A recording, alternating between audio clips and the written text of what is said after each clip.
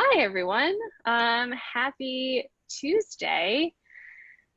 Coming at you from my couch on, day 100 and whatever of quarantine. But welcome. We're really excited to have everyone here this afternoon from a cloudy, humid DC. So I'm hoping that we can insert some brightness into your afternoon. My name is Nicole Dowd. I am the Director of Arts Programs at Halcyon, and I am so pleased to welcome you back for a really special presentation in conjunction with the By the People and Monochrome Collective Art Fair.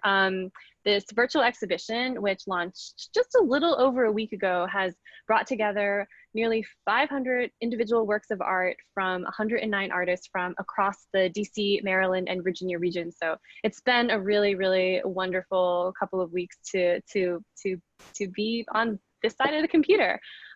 We've been hosting daily artist talks on Instagram and panel discussions like this one so that we can learn more from artists who are working all across our region. But before we dive in, I know that we all sort of like live on Zoom and all of these platforms constantly, but just to get some boring housekeeping things out of the way, along the bottom of your screen, you'll see how you can turn your camera and your mic on and off. All of your mics are already muted so that we can hear today's artist in the best way possible. And then we also recommend that if you haven't already, swap your Zoom view from gallery to speaker view so that you'll be able to get a really good look at all of the artwork and the studio spaces we're going to be seeing.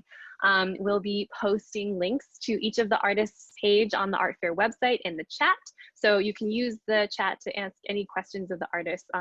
And after they share a bit about their work and their studios, we'll have a brief discussion on each of their experiences as a working artist in the greater DC region. So if you have any questions for them during today's presentation, feel free to pop your question in the chat and we'll make sure that we bring it up later in the conversation.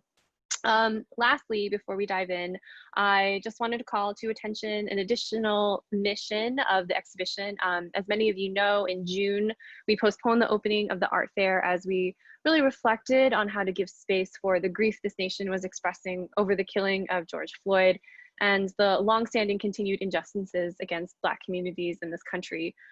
We consulted many of the artists participating in this exhibition and came to the conclusion that the original mission of this fair, which is to support DMV artists contending with the many challenges of this pandemic, was still really worthwhile, but that we could use this platform to create some additional impact. And so throughout the fair, and especially at these public events that we're hosting, we're collecting donations for a national bailout, which is a nonprofit who are doing really important work around ending racist systems of pretrial detention and helping families to stay together by fighting against mass incarceration. We'll pop their website in the chat so you can learn more about some of their initiatives, and then we'll also post the link to donate that we've created through the Art Fair website. So thank you in advance for checking all of that out. So now I would love to turn the floor over to the incredible curator of this immense online exhibition, Monochrome Collective founder Nina O'Neill, who will be introducing and chatting with today's artists. Hi, Nina. Hi, good to see everybody here. It's really, it's a really funny thing to put together an exhibition where you're more familiar with the artwork than the artists. So I'm excited to get a chance to meet the artists that I don't know, who we'll be talking with today since I'm so familiar with their work. Thanks all for being here. I believe they dropped in the chat the link for the website. So please, if you haven't taken the time, look around. 500 artworks is immense, but it's a really beautiful, pleasurable way to kind of leisurely look through so much work and not be bothered by the sales girl. So it's a great way to go shopping, and the works are varied in prices. And I'm thrilled to be here to talk to the artists we have today about how they create their work all over the DMV. And we're going to start by chatting with Aydah. Let's unmute you. Hi. Hello. It's very nice to get to meet you in real life, kind of. Kind of, right. Here we are in this Zoom. It's nice to meet you in the Zoom box. Yay. Of technology. Yes. So please introduce yourself and tell us a little bit about your work. Okay. Well, my name is Aydah Pinkston. I am an artist that is based in Baltimore. I teach at Towson University in the art education department. And I was born in New York, and I've been in Baltimore since 2011. And basically, I am a mixed media artist, and I'm going to show you a little bit. I'm going to go over a little bit about the work that I've done in the past, over the past couple of years, and I'm going to give you some context to the 3 pieces that I put in the art fair for you all. So let me share my screen. And after I go over this, I would love to hear your questions. So let me, let's see. Let's make sure this is big. Does everyone see this? Yes? No, Not I quite think big. you do it in All right, full screen. presentation. No? Mm-mm. Okay, there we go. There we go. Better. Much Technology, I better. love it. Here we are. So, like I said, I'm a mixed media artist, and I make work that wakes with the intention of waking us all up to face our time and to recognize the imaginary of whiteness and the invisibility of intersectional oppression and the visibility of the constructs of power and race and material realities of class. Through this work, my aim really is about thinking about rewriting the canon, right? How do we rewrite art historical canons, but then also how do we consider the lens of history through collaborative works, digital media, and immersive installations. So I make, so I'm a mixed media artist, truly. And so I just wanted to give you a brief overview of the work that I've done in the past, but also context. So the 3 pieces that are in this by the People Monochrome Fair were made at the Fine Arts Work Center in 2017. And basically I got a scholarship to participate in a summer program there, right? So every summer the Fine Arts Work Center has a series of workshops, and that was where I made these monoprints. And I was, I don't really, in terms of where I see myself in the commercial art world, right? Like I traditionally have made mostly public works because I really think that art should be for all people.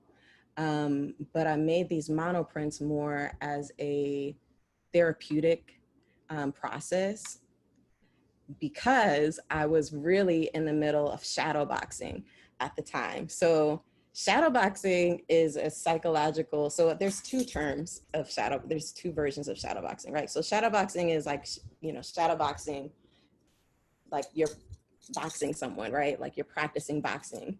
Or it's also a psychological term referring to the process of overcoming a negative self-image, which, for example, prevents one from achieving success.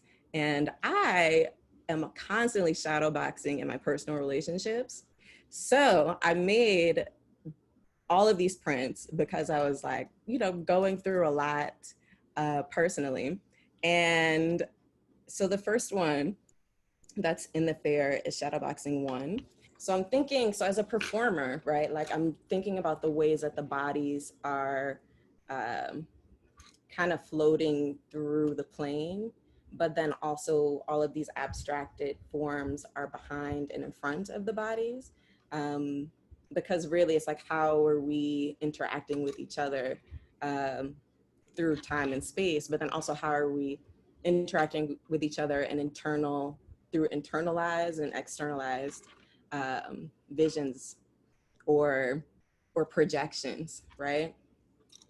So then the second piece is dancing with your mind, which is like oftentimes, so I also have a background in dancing, specifically West African dance. And, one of the reasons why I'm a performance artist now is because I'm always trying to challenge the dichotomy between the performer and the audience, right? So these prints are also about like thinking about what does it mean for the body to move across the stage, and what is the stage, and how do we obfuscate that, right? And then the last piece is shadowboxing in water, Because I think, you know, obviously at the time I was in Provincetown and I was by the beach and I was thinking about the buoyancy of the material and how water can kind of help us to heal. And that was the last piece. So I wanted to play a song while I was doing this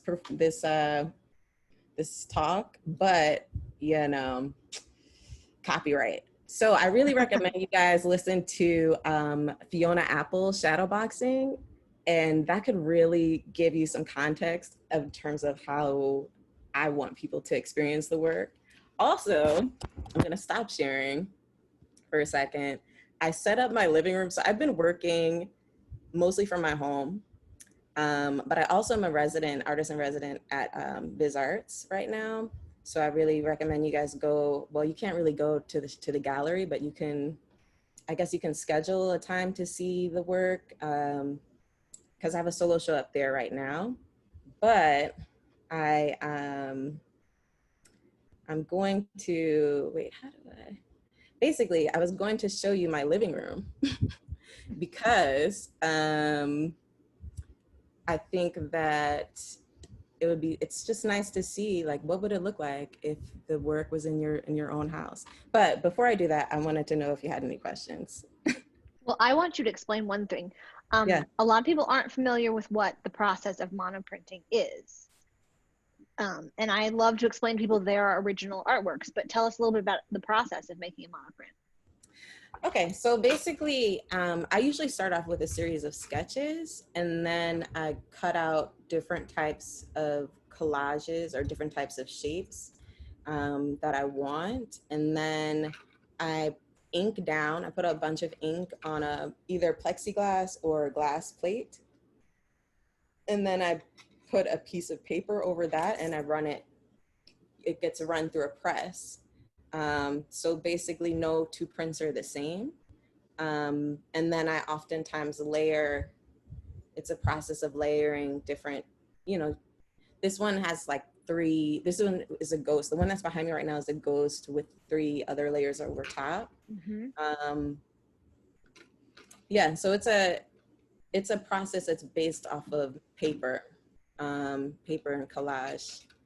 I think a lot of people just kind of assume that the word print means that they're multiples that are identical, but with monoprints, it's quite the opposite.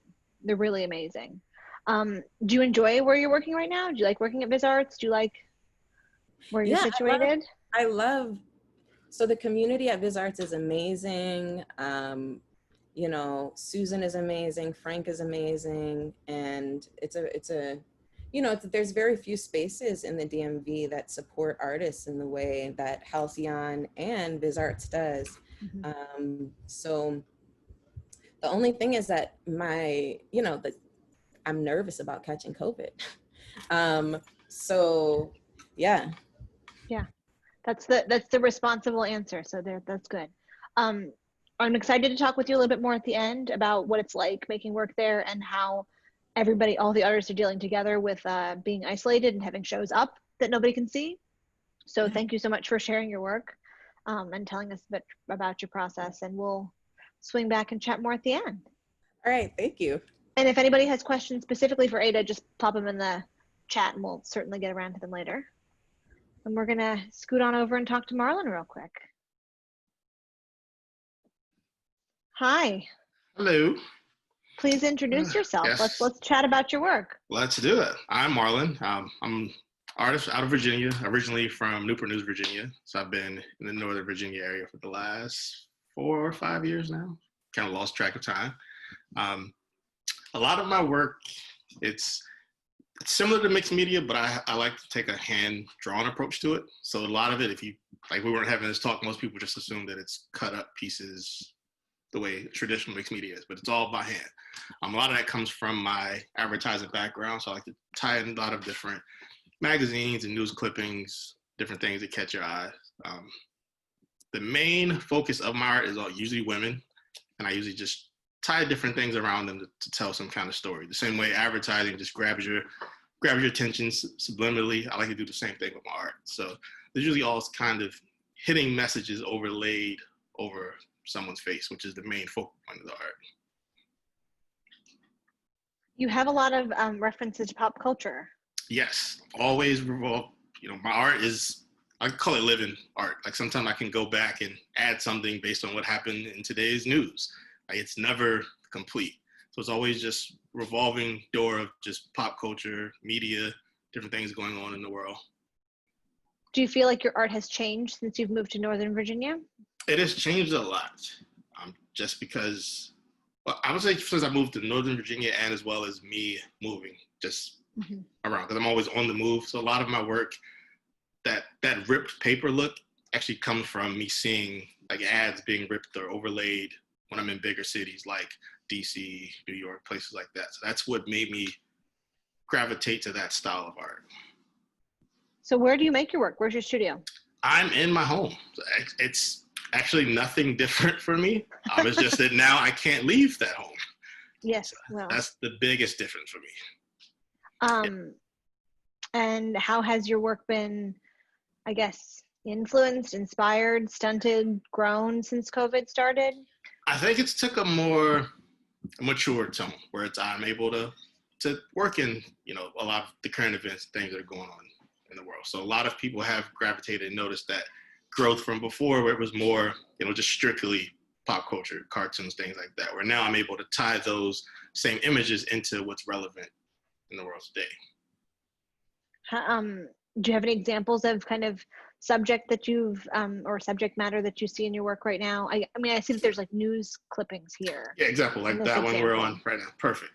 That's before I've always been more. It's been more subliminal, whereas Black women, Black people have been the main focus, but now it's more prevalent, where it's what's going on. I'm putting it right there, making you aware, making it known. Where have you shown your work? As far as Northern Virginia or just everywhere? I mean, in general, like because I guess, so where did you live? Newport News, you said? I was in Newport News, yes. Yeah, so what was the art scene like there? Where were you trying to latch on to show work? There, it was a lot of me just untraditional places. So me just trying to go, having a show at like the local coffee shop or the sneaker store. So it's just me finding a building and putting on a show and just trying to get the word out. Has that changed since you've moved? It has, but I still kept that same formula as well because I saw success in it. Whereas people seem to be more, to gravitate to a place where they're more comfortable, where people would pull me to the side saying that, they're not comfortable in a more traditional gallery space or a museum, or they may not be approached the way, if it's just an intimate coffee shop, they can just come speak to the artist, they can grab a coffee. They don't have to speak to anyone. They could just sit to the side and have a coffee and just enjoy art. So I have seen that people are more comfortable in those settings. You don't just work on canvas, though. I've seen some of your mural work. Tell us about how that influences or balances out with your work on paper and work on canvas. I think that's the biggest change since moving to Northern Virginia, just the public art space and mural work. That it easily translated, but it is more of a challenge because I can't get as many details on a mural, but I have to make that bigger canvas make more of a lasting impression. So I actually like the mural work more because there's a lot more room for error. Like if I just spill a bucket of paint against a wall, I can easily just clean that up or make that a part of the mural. So are the figures that are shown in your work actual, like based on photographs, based on people you know? Who are the people in the works? The people they're usually someone I've had some kind of friendship or relationship with over the course of my life. So there are people who play some role in my life or actual people. Who's on your list that you still haven't, I guess, well, actually, let's back up a little bit. Since you do primarily show Black female figures in your work, yes. Who recently has come to the forefront that you'd really like to highlight and showcase in your work? I think the one person I haven't, who's, I guess of how personal it is, probably my mother. Mm-hmm. I just haven't, I guess, she's known me for 32 years. So there's so many stories to tell based on her that I can't quite pinpoint one piece. Do you feel like each one tells a story about the person in the piece? Yes, and they're aware. They usually have input, or a lot of the pieces start with just a conversation with that person. Just great. Going to lunch. it's not even meant to be, it's all organic, just us talking, and something will spark in my head where, oh, that's cool, or there's something going on in their life that I can translate to the canvas. Has it been hard for you to get a hold of materials?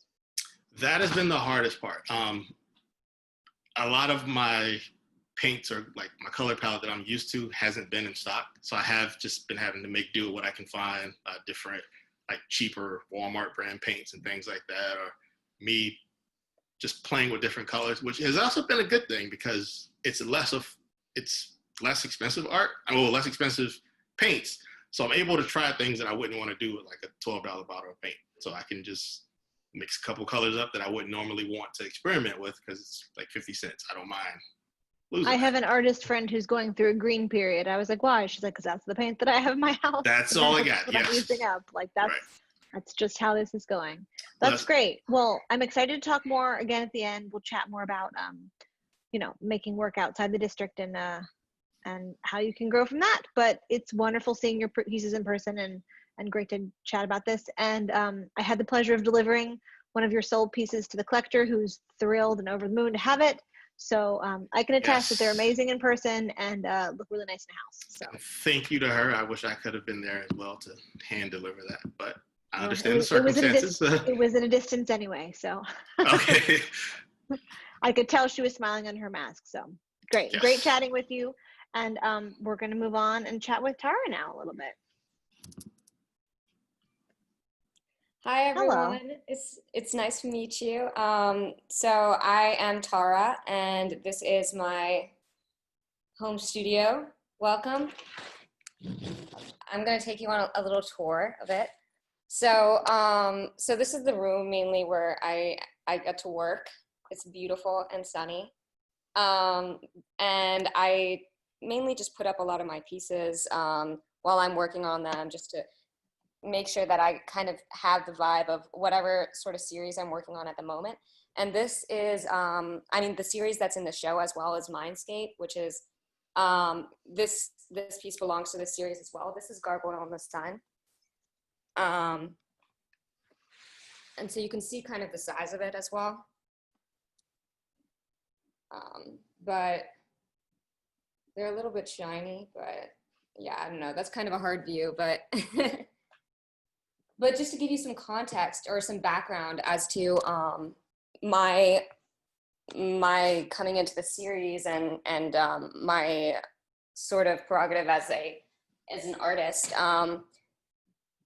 I basically, my journey started with health long before COVID. I actually came to this specific space and came back to Northern Virginia, which is where I grew up, because of lupus and because I had really needed to take a step back from the world in early 2019. And so my work has been really related. Before that too, it had become really related to place, to space, and actually to real estate as well.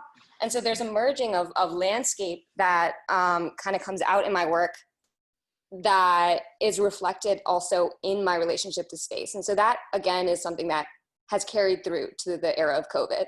So there's the mental scape of what goes on when you're in your own space and when you're really just figuring out how to cope and how to handle through different health issues, both personally and globally. But for me, it's also been really influential to have so much nature nearby. And so I don't know about the other DMV artists, but I would say that that's a big thing. Here in my home in Northern Virginia, we have actually a whole farm. So I wanted to just introduce you guys to it because that is a major influence for me. And that is also somewhere where I let my artistic nature extend. So I kind of play around here and incorporate some of that into my work. And I find that that's really some of my motivation as well. I have a beehive here, and so I beekeep as well. And so if you're familiar with the work of Hugh, so I made this horse as well. I don't know if it's so easy to see, but it's a wire sculpture, and so that's a little bit of how my work has extended in the era of COVID. So I've been working a little more sculpturally. And the horse has a lot of plant life around it as well. And so initially in 2019, a lot of the painting series that I was making was actually more about the figure and about the suffering of the figure. And I think that's probably because that's the experience I was having at that time. And so you can see that also in the piece I have called Reaching for Their Higher Selves, which is on the By the People show. And I'll take you over and show you that piece again. But that's the green one. And that is sort of the era before this more structural and landscape era. So this is Reaching for Their Higher Selves. So this is much more focused on the figure rather than the landscape, as well as Gargoyle in the Sun and Two Heads. It's more focused on the story, what's going on between the figures, and more emotionally, I would say. And so that's how my work has changed over these courses. But I wanted to give you a look at Two Heads as well, and Big Man. So Big Man is pretty large, but he is sort of a Herculean figure that life size, maybe even larger than life size because he's taller than me. But he's very calm, and I find a lot of peace just in having him in the room. I think that even though it's such a vibrant piece, and a lot of my pieces can almost be jarring in the fact that they're so vibrant, I would say that Two Heads is a little jarring. But Big Man, on the other hand, is very calming. And so it's sort of, it was also painted much later or at the end of this series. And so it kind of segues into the later works that I did that were more spiritual. And that ended up being more of the 2020 series. So this is Two Heads as well.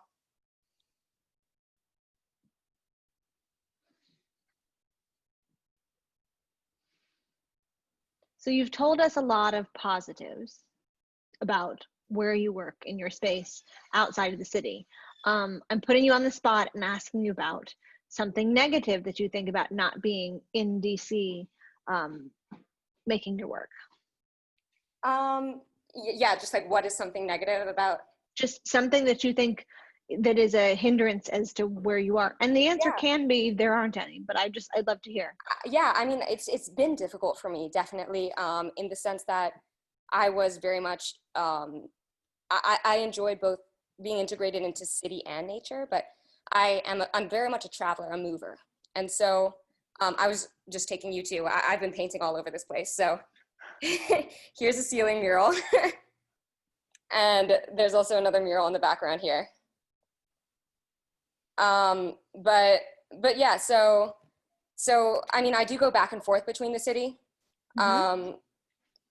between Georgetown and Northern Virginia. So I do get a little taste of that as well, but it is something that I missed also, just I guess having connectivity to different spaces or being able to have it be walkable is the main thing. And so I think for me, it was less about location because I always feel kind of locationally free. And so having a space to actually put my artwork, since it's so big, it is very important because I am quite mobile. I like to travel a lot. I like to move around a lot, but I think I felt trapped much more by my body than by COVID. And so I felt trapped much more by my bodies for a long period before that. And then it was kind of just frustrating for me to have a continuation of that because I had actually just gotten better right at the beginning of COVID. And then I still couldn't move or I still couldn't go anywhere because all of a sudden then everybody's not going anywhere. The tornado was outside of my body, but it was still going on. and so for me, that was, it was a little bit of an adapted experience. And that, I think that shows in my artwork a lot. And it actually connected me to the world. And it actually gave me some, a lot of peace entering into it because I was prepared. I was like, I can be a sort of steady flame during this while people are really figuring out, okay, how do I deal with this? Because I mean, I've been through this battle several times. Have you had a hard time getting a hold of materials?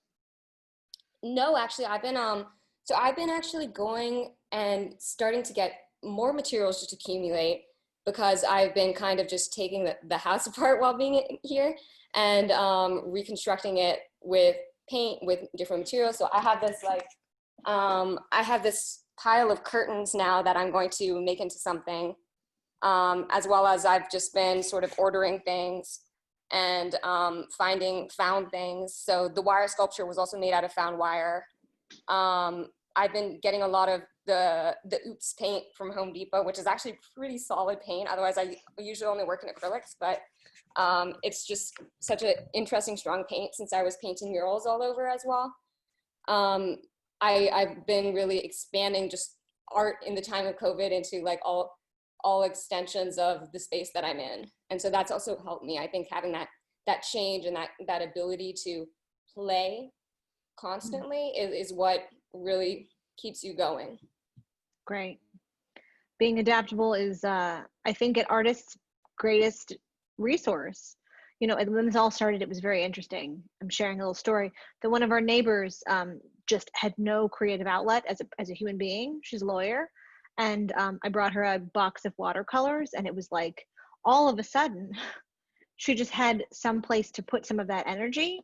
And I was like, how lucky artists are to be able to have this outlet ingrained and built in. Like Marlon was saying, like things have changed, but not that much. I mean, like the format and your access has changed, but your emotional state is that you create, and that's what you do, and you use what you have, and you're adaptable. And if you don't have paints, you make wire sculptures, and if you don't have access to this, you take advantage of what you have. And so and Aydah works in her house, and you just kind of take advantage of what you have and what's around and make your space comfortable. So it's been great. Thank you for the tour of your space.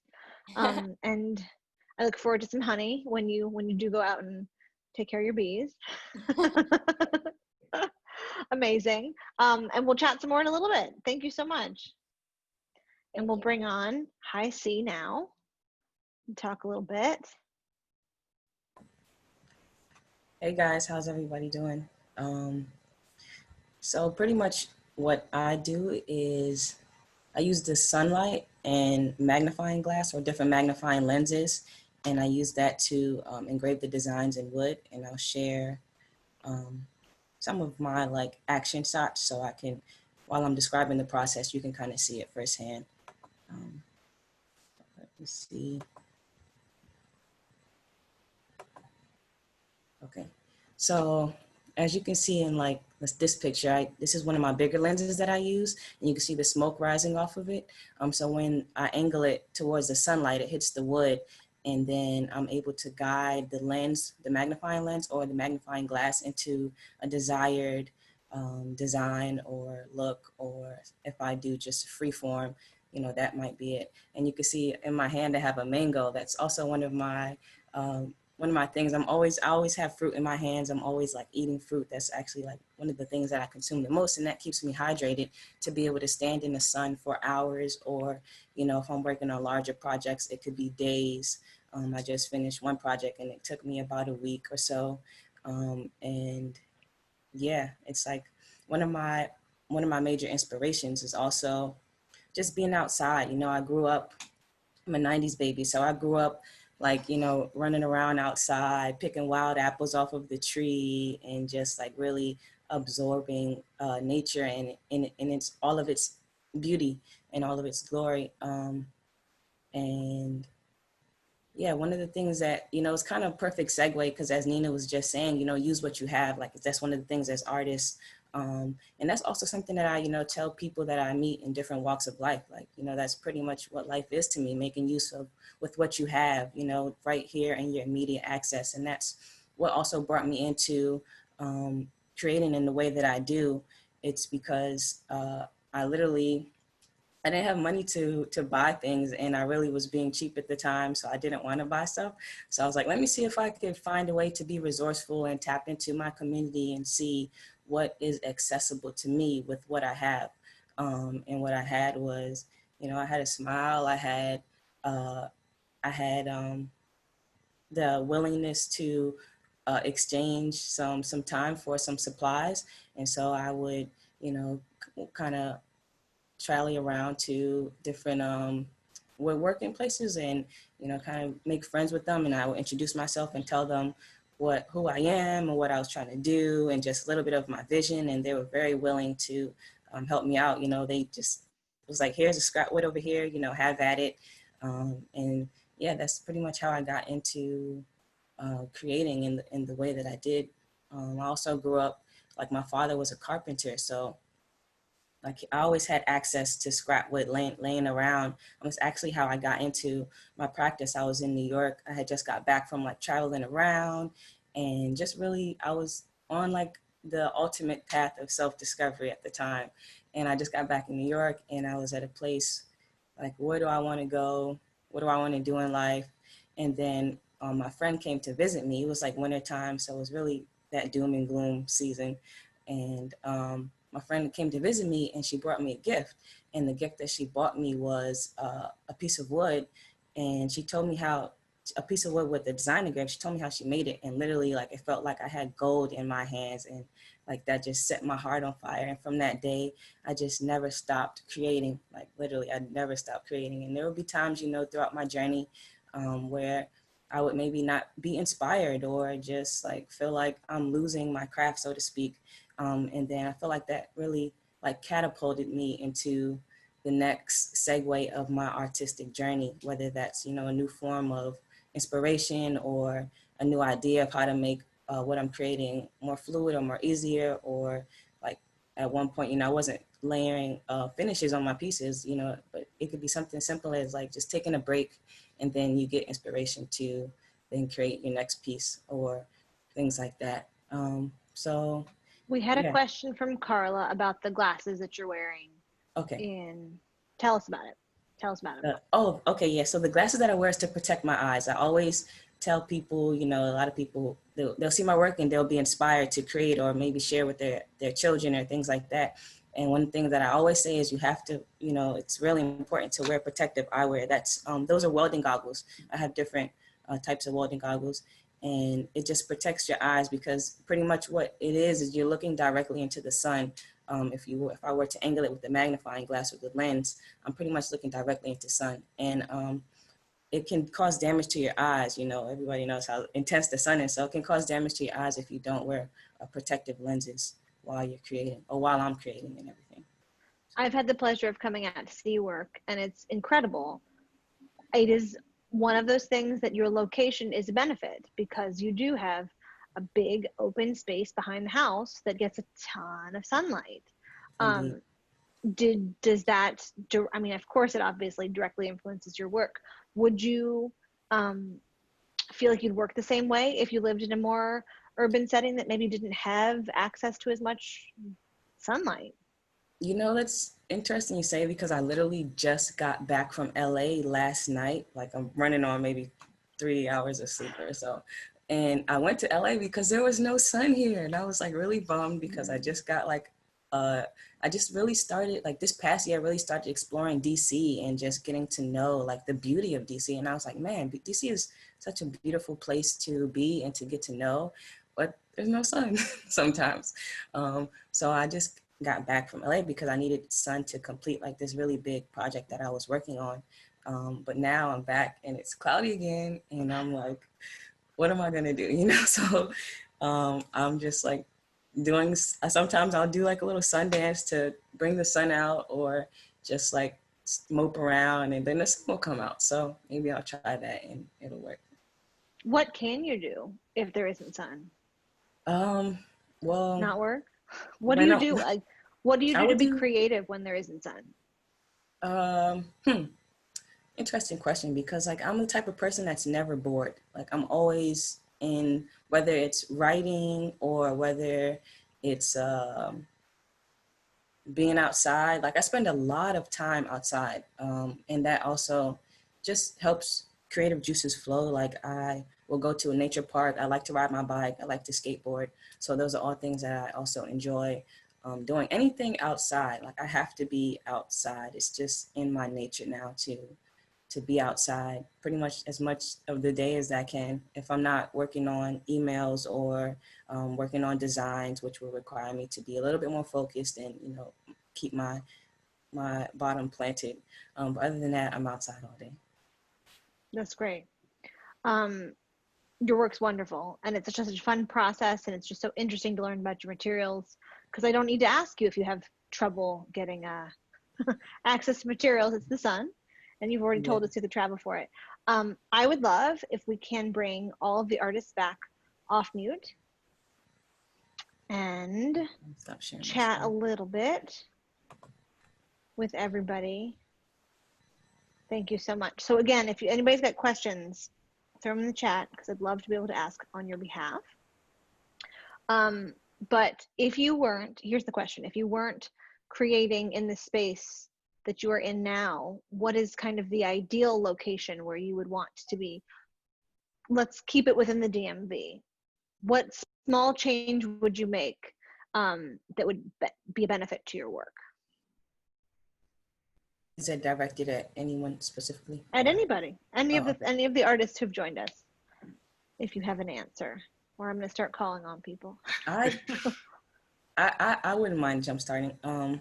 I'd say if I would definitely want to explore a different medium, because obviously the sun isn't always shining here. So, you know, I do have to be creative in the ways that I develop pieces to, you know, bring in income. So I think I'd explore different ways of like just something repurposed, like maybe using, I don't know, bottle caps, or even just the grass, or maybe different flowers, leaves, branches. I would incorporate probably something from nature, maybe even sand or dirt, or, you know, I think I would want to find a way to get my hands dirty a little bit and do something like that. Along those lines, I would like to probably move into a little bit more of a warehouse space in order to like work with messier materials and really just like be working with concrete and different metals as well, and recycled materials for more sculptural projects. Yeah, Marlon and Aydah, you're both in your home spaces, right? Yes, I think that's yeah, it's like you can only get so messy before you're like, oh, I'm gonna have to clean this up because it's my house. Yes, that has been a benefit and kind of hindering, because the work has gotten cleaner because I'm focused on not spilling stuff. But I would like a bigger place where I can do bigger canvas, get more into screen printing, get messy without actually damaging my property, things like that. Positive, that's a real positive. Yes. How about you, Aydah? Yeah, I mean, same thing. I like to experiment with all sorts of materials, and I mean, really, I'm interested in a space where I can play a lot more. I mean, I've been working with food dye since I've been at home, and that's the work. Yeah, I made all of these paintings out of food dye, using the bills that I have in my house. So it's, you know, so I feel like there is something that's really beautiful about having the limitations of the home space to work out of, and the limitations of the recycled materials to work out of. But I mean, yes, I would love to be in a larger space and working without having to consider what I need to clean up afterwards, right? We got a question for you, yes, in the chat. Did you see this? We got a question for you in the chat about your color palette. Yes. So the question really revolves around the fact that asking that the content of your pieces seems to have violent tones, but the pastel color feels gentle. Tell us more about your color choices. Right. So basically, it's really, you know, it's kind of it was a therapeutic process for me, right? So it's like I'm working through all of these complex internal emotions, and it's like, and that's also the shadow boxing, right? So like, it's the contrast between what's happening on the inside and then what you see on the outside. It's in complete opposition to each other. So, you know, it's very much about thinking about like the pastels as a color that you usually associate with woman, right? Or like the feminine, right? The feminine mystique, if you will. And then, but also the violence that, you know, the perpetual violence that is often experienced in the society by by women, right? And how is that internalized and how is that externalized? When I first read the titles of your pieces, I absolutely associated with one of the definitions. I assumed that it had to do with the physical sense of it. But when you describe it as the kind of internal mental struggle, it's just, they take on a totally different life. And I love them even more because I think one of the complicated things of us all creating whatever it is we're creating in our own spaces in solitude, it gives you a lot of time to think and think and overthink and, you know, obsess over decision making because there isn't that sounding board, there's that artistic camaraderie I think a lot of us are kind of used to in general. So that's something that's been complicated, I'm sure, especially in your home studios, like turning it on. I guess for the three of you that are working in your home spaces, like turning on your, well, I guess I see you work at home too, so you're all working in your home spaces. So it's really like turning on your work mode and determining when it is time to make things. And then there can't be like, hey, is this okay? Do you think this worked out well? Should I change this out? No, you're just making and it's done or it isn't, and then you've got to move on. And that's got to be complicated. Does anyone want to speak to kind of the solitude of working at home in your spaces? Is everybody doing okay? I'll go. I personally enjoy it. You know, it's just, I could, like everything you just said, I enjoy that. Just waking up, I'm at work, I'm in the office. Mm-hmm. So it's just, I can kind of just take a nap when I want to. I can wake up, get messy, go take a shower, get back to it. So it's kind of just, it's become more of a home feeling, and it's just me here. So it's definitely helped me focus. There's not a lot of, you know, if I'm in the city, I would just wander off and go take in the city and you would lose focus. Where it's just here, I'm locked in all day. When COVID's over, does anybody have plans to dramatically change the way that they create or their setup, or it's working out okay? I think I might be getting a studio too, so that might change for me, and so that would probably be a very different setup. But this has really been, I mean, it's been nice right now as well, but it's been definitely like its own era. I would agree. Absolutely. I think when COVID is over, I definitely want to move into just a larger space, or even maybe a space for other woodworkers, and so I can learn more about my craft. So yes, definitely looking into a larger space or just a studio outside of my home, because I would appreciate that. I think just staying focused a bit more, and I like to go somewhere, you know. So it'll be nice to go somewhere and do my work. It'll be nice to go somewhere is right. Nicole has a question for all of you about staying connected. How do you stay connected to curators, galleries, and the overall arts community during quarantine? Is it easier or harder to have virtual engagements? I find it very easy to operate in the virtual world. I think like I also am an entrepreneur, and so I do a lot of outreach for that on LinkedIn and all. And so I'm really used to like applying and all online and just having conversations and getting to know people actually just from the very beginning, like from complete stranger to we're actually like meeting up and we're having an ongoing relationship. I know who their kids are, etc. And so I think that's been pretty interesting to like expand on and really continue to build on in the arts world as well, and figure out like how does that work also, and to see online sales actually of arts going up because of the need for artwork in people's lives. Mm-hmm. Aydah, how has it been having a show up that you can't access or that hasn't really been accessed? Yeah, well, actually, I organized a day-long performance / viewing of the show that's at Viz Arts. It was 8 hours long in honor of Lucy Parsons. And in that regard, it was a little difficult to figure out how to consider, like, how do you digitally create a space for the work, right? Because things look different when it's on a screen versus in real life. You don't see the nuances, you don't see the details, right? But I'm actually thinking about now, like even like post-COVID, right? Because when is COVID going to be over? Like I'm thinking about what are the outside spaces looking like for experiencing work or for experiencing an artwork, right? But it's got to be empowering for you to think that your audience is, you know, it's innumerable now. So if you can find a way to make your presentation, your performance virtually accessible and in a manner that you're happy with it, just think you have the audience is countless that way. It's broader. Yeah, I mean, that's true. That is definitely true. It is broader, but I feel like everyone is zoomed out also.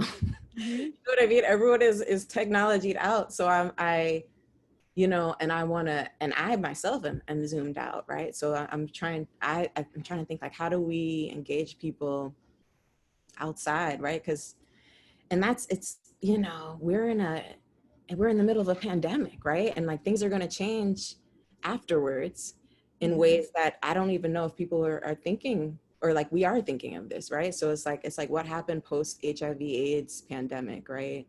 Like what is, you know, like I'm thinking, you know, what does it look like to wear a mask in galleries? Like, what does it look like for a gallery space to only have like one person in it at a time? Or like, you know, or like, what is it like now that, you know, you can't have, will we not be able to have the headphones and the installations? Like, you know, I mean. It changes how you experience any kind of performance. Right. Yeah. It's complicated. But you guys seem to be thriving. We're turning this back to the upside because it's, I mean, there's a lot of, there's some serious challenges, but it seems like you guys are wonderful examples of how you've made lemonade out of the situation, right? I mean, we are all in this, and, you know, I've heard mention of like sales going up, and we're just very fortunate to be able to showcase all of your work in a format that anybody in their underpants can sit on their computer and look through, because the number of people that have come through and seen the work is probably more than would have schlepped to Georgetown to come see it. And that's been a real blessing. And also we have 119 artists, whereas last year we had 50, because we don't physically have to house everything and there doesn't have to be room. So this, like the challenges that we've faced in our respective like components of this project have been, I think we're all handling it really well. And I've been really pleased at the response we've gotten, and I hope that you guys are happy to be participating, and that we'll continue to move some work and fill some wall space, give people some beautiful things to look at, because everybody's houses are feeling empty. Yeah, I'm also really excited that a huge portion of this is going to the national bailout as well. Of course. Yeah. It was a community decision to postpone the exhibition. I mean, when we realized it's not my call to decide, it's all of your work. I don't make it. I'm here to support everybody. Halcyon's here to support everybody. So we just decided that it made the most sense to poll the audience, really, and talk to the artists and say, like, when would you be comfortable presenting your work and promoting your work, and where do you want the support to go? And we're just really pleased with how the outcomes worked out. So those of you that haven't donated yet, let's keep doing that, which is wonderful. And let's support the artists, because it's not like the hardships have just gone away. It's time to support everybody and help them to get, to really continue keeping the ball rolling in a positive manner.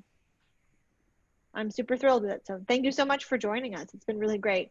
Nicole, if you want to chime in a little bit too, thank you so much for having everybody. This has been really, you know, I think that, you know, personally, I love seeing everyone's studio spaces, and I think like learning more about processes during COVID is just really interesting for audiences. We recorded this, so we are going to post it for people to be able to check out, because, you know, what we've been sort of gathering during a lot of these talks is that it's so much nicer to see work when you can, like, you know, see it behind Aydah, or be able to, you know, kind of see something in person and hear about it, and just get a little bit more intimate with the work in a way that we haven't been able to throughout COVID. So Thank you to everyone who's joined us, and thanks to Aydah and Tara and Marlon and Heisi. It's been really, really wonderful to see everyone's unique practices and studio spaces. We're going to do this again on Thursday with a group of artists who are working here in DC, and so we'll learn a little bit more about some spaces here in DC. I think there's going to be also a combination of artists who, you know, continue to have studio space and access to studios, artists who have moved their practices from their studios to their homes and are working at different scales. So stay tuned for that. That will be on Thursday, July 9th at 12 again. And we'll also continue to have Instagram live conversations both tomorrow and Friday, because this fair closes down on Sunday. So we're definitely, you know, really, really excited for Nina to continue to connect with collectors who had a lot of questions about work. She's online on the By the People Monochrome website every day at 2 p.m. for chats if anyone has questions, or, you know, for any of the artists who are here, if someone reaches out and has a question about your work, feel free to direct them to Nina. We're more than happy to arrange personal follow-ups with any collectors who have questions. But it's been really wonderful to have everyone here on this Zoom format. And yeah, we will see you all again this week.